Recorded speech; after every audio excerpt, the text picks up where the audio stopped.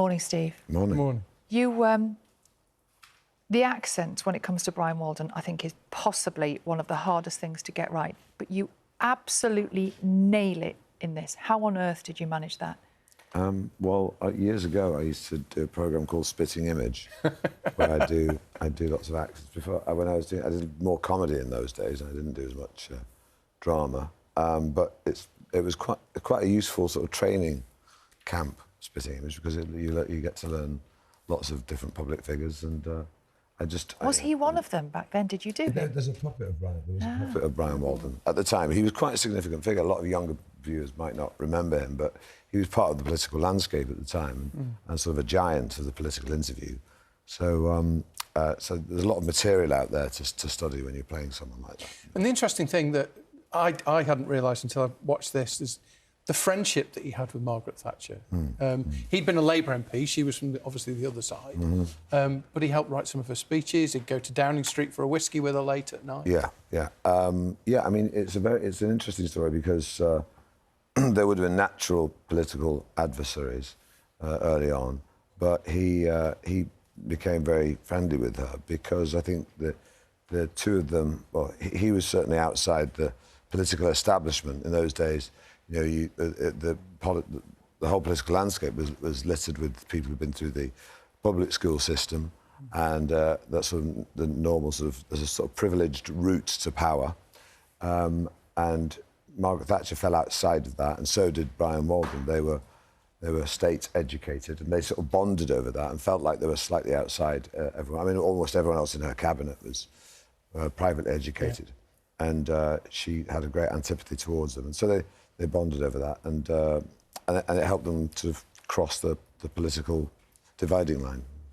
And it's clear that she trusted him, didn't she?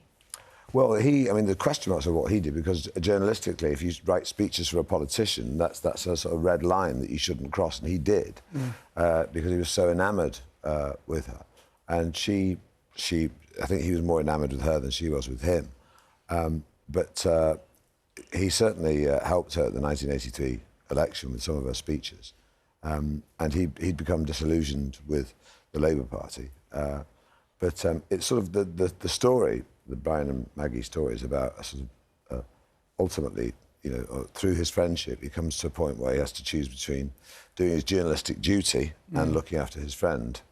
And when she was on the ropes towards the end of her leadership, she's sometimes deified by the Conservative Party, but people forget that that they were the people who got rid of her, her own people. But that was a very sort of precarious time for her. And when she had this interview lined up with Brian Walden, Nigel Lawson, who was the Chancellor at the time, had resigned, and she was coming in for more and more criticism, and he decided to choose journalism over his friendship. And you can see in her eyes almost, can't you, the moment that she realises that he's... Yeah, he's not going to save her. No. And you know, he did the right thing. You know, I was no fan of Margaret Thatcher growing up, and I'm still not now. I think her legacy is one that's not, you know, the huge Thatcherite experiment 30 years later. I think lots of people can argue that a few people benefited from it, but society at large was damaged by it. In fact, there's a line in the drama that says, we used to have communities, now we just have stuff. And I think that's sort of, for me, is her legacy. Written by James Graham, of course, who people will know from Sherwood on the BBC, from Dear England on the stage. That's right, He's a fantastic... Well, James Graham sort of owned the political subject matter in theatre. Written many brilliant plays about the history of politics over the last 40, 50 years in Britain. Reversion Boys from the Black Stuff, didn't he, a year or so ago? That's right, yeah. He's ubiquitous. And I mean, the idea for this came to me via a producer called Rob Burley, who until recently produced Andrew Marr's show. And he I believe you know him, Sally. Yes. And he came along and said, I've got an interesting story, a sort of different way of approaching that Thatcher. We were all used to seeing Thatcher in the Falklands and in the Crown and all the rest of it, but this is a more sort of, I think, interesting, unknown story. And also, it showcases something we don't see so much of anymore, which is a long political interview. It's just not something that we see regularly, we even hear on the radio or see on the television anymore. And that's how it used to be. It was almost like doing an A-level on the television, wasn't it? It was a proper examination. Well, for all my antipathy towards the legacy of Margaret Thatcher, I will, you know, I have to acknowledge that compared with politicians these days, who all speak in sound bites and are surrounded by special advisors. And Maybe don't always answer the question. And don't, of course, are all trained, have all had media training so that they know how to swerve a question and just say what they want to say and not what's being asked. And she did answer the question. And also it was quite clear she had a clear point of view, even if you disagreed with it.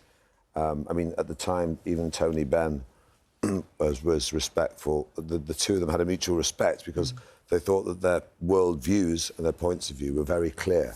Unlike a lot of politicians today who seem to want to please all the people all the time and just avoid saying the wrong thing. So there's a real sort of risk aversion around in politics at the time.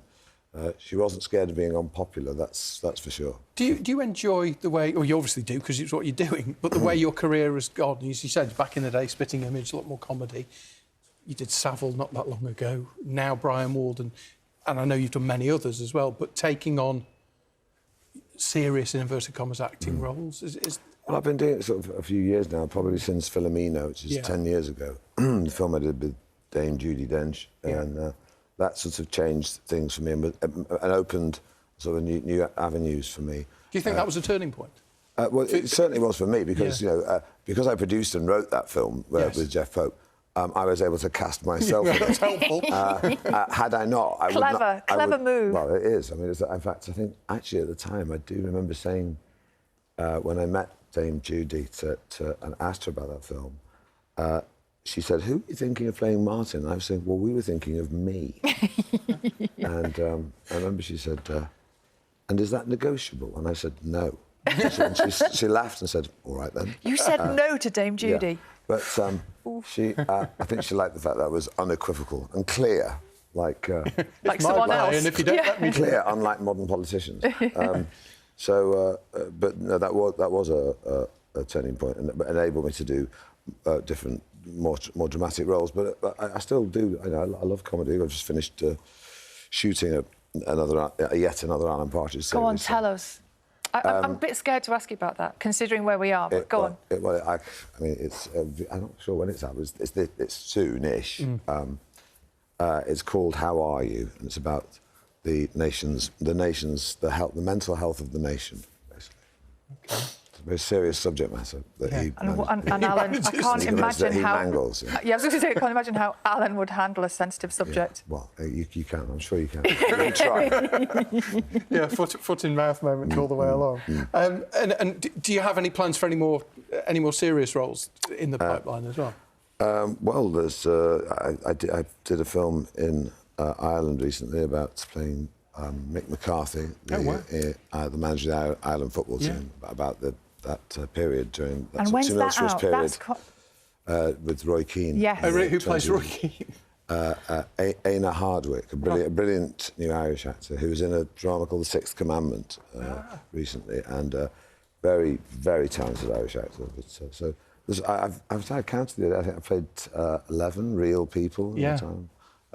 It started with Tony Wilson, and since then I've played Stan Laurel and a few others. Paul Raymond. One day someone's going to have to play Steve Coogan. I'd love to audition for it. You should write it, then you can cast yourself. That's true, yeah. Thank you so much for coming in. Thank you. Really wish you all the best with it. Thank you.